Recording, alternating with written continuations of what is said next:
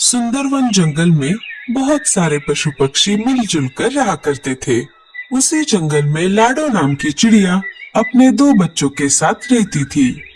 लाडो बहुत मेहनती और दयालु चिड़िया थी। दिन होते ही अनाज की खोज में जाना और शाम होते ही वापस आकर अपने भूखे बच्चों को खिलाना, यही लाडो का काम था। उसके पड़ोस में ही बुलबुल चिड़िया रहती थी। उसके भी दो बच्चे थे। उसका घर मिट्टी का था।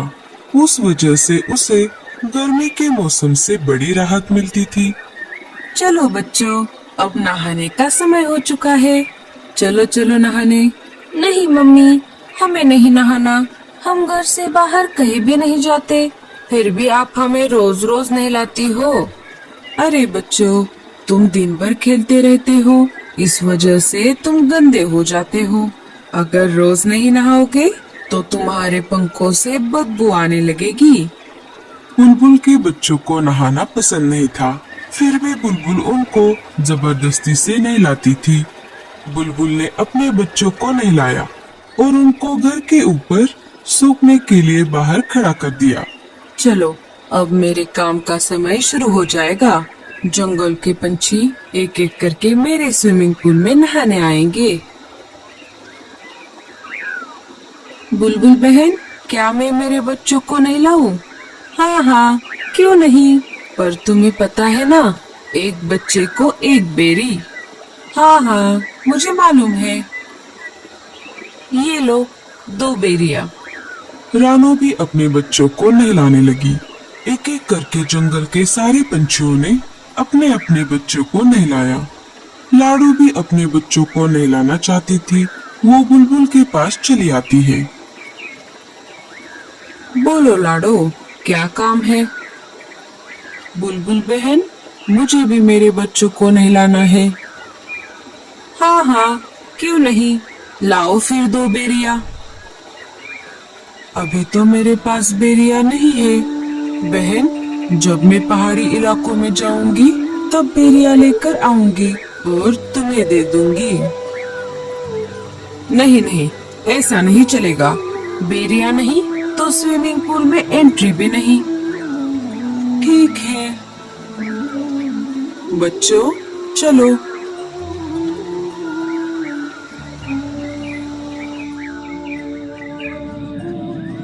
माँ, हमें भी बुलबुल आंटी की स्विमिंग पूल में नहाना है। लाडो ने बच्चों को समझाते हुए कहा। नहीं बच्चों, हम नहाने के लिए नदी में जाएंगे। वहाँ का पानी साफ सुथरा है।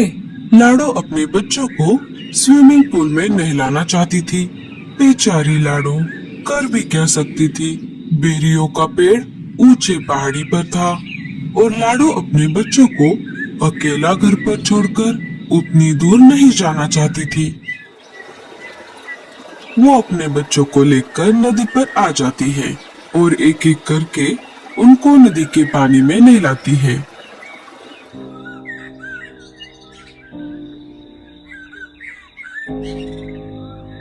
अरे लाडो, ऐसे उदास क्यों बैठी हो? क्या कुछ परेशानी है?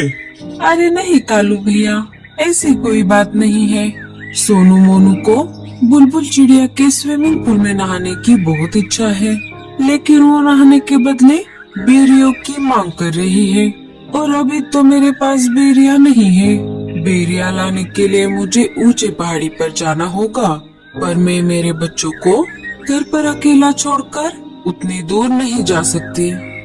बस इतनी सी बात, मैं हूँ ना, मैं पहाड़ी इलाकों में जाकर बेरिया ले आऊंगा।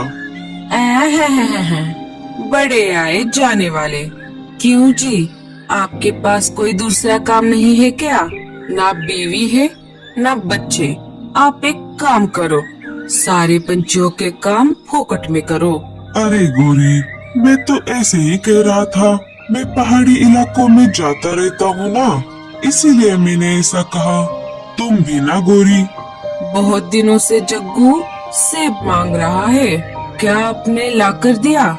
कोई जरूरत नहीं है किसी की मदद करने की।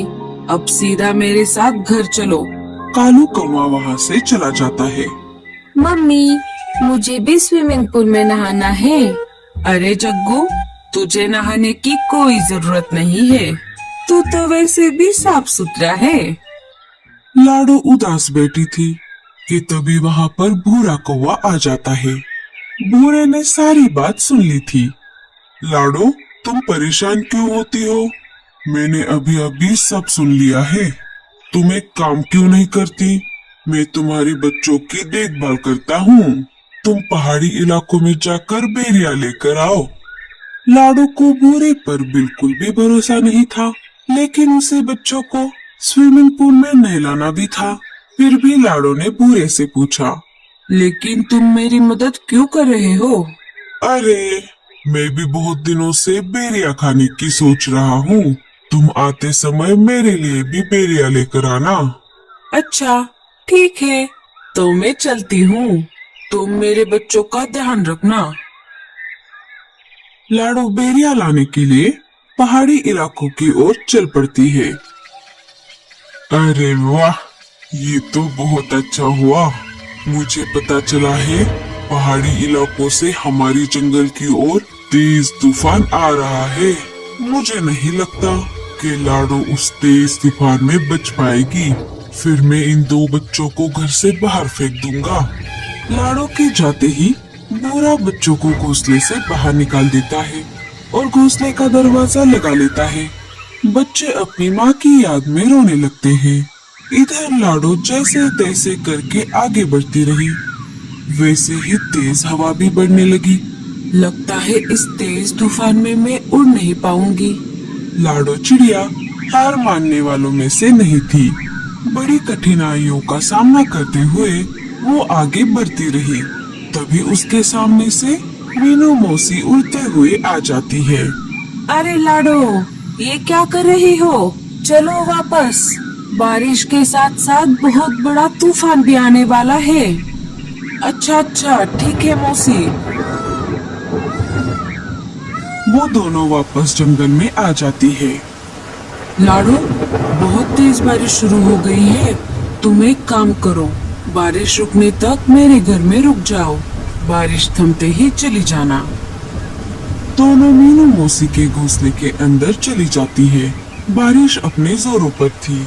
मेरे बच्चे ठीक तो होंगे ना? इधर बेचारे बच्चे तेज बारिश में भीग रहे थे। वो दोनों एक पेड़ की डाली पर बैठ जाते हैं, जहाँ पर कम बारिश का पानी आ रहा था। तभी उनको उस पेड़ के तने से आवाज आती है, बच्चों इधर आओ। बच्चे अंदर चले जाते हैं। इधर पूरा कौवा मजे में घोड़े बेचकर सो रहा था।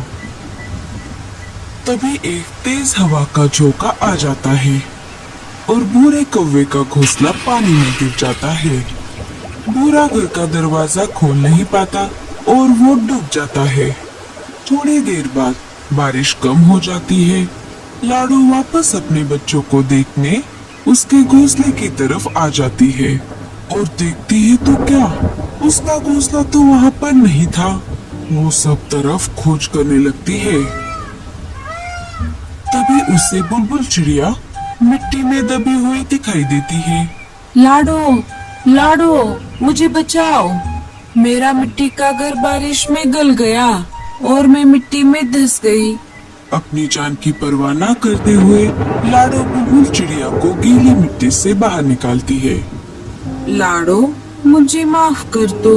मैंने तुम्हारे साथ बहुत बुरा बर्ताव किया। लाडो बुलबुल को कुछ न बोलते हुए अपने बच्चों को खोजने लगी। तभी पेड़ के तने से बच्चे बाहर आ गए और अपनी माँ को पुकारने लगे, माँ, माँ, हम यहाँ पर है। लाडो अपने बच्चों को देखकर बहुत खुश हो गई। अरे मेरे बच्चों, तुम कहाँ पर गए थे? माँ, आपके जाते ही उस बूढ़े अंकल ने हमें घर से बाहर निकाला था और हम यहाँ पर आ गए थे। हमें इन बूढ़ी दादी ने बचाया। माँ जी, आपका बहुत बहुत धन्यवाद। अगर आप मेरे बच्चों को आसरा न देती तो मेरे बच्चे इस तेज बारिश को सह नहीं पाते। कुछ दिन गुजर जाते हैं। फिर एक दिन सारे पंछी मिलकर जंगल के बीचों बीच खुले मैदान में एक बड़ा सा स्विमिंग पूल बना देते हैं जिसमें वो रोज नहाने लगते हैं। दोस्तों, आपको स्विमिंग पूल में नहाना अच्छा लगता है या नदी में? हमें कमेंट्स में जरूर बताना। और स्टोरी अच्छी लगे तो लाइक, शेयर और सब्सक्राइब जरूर करना।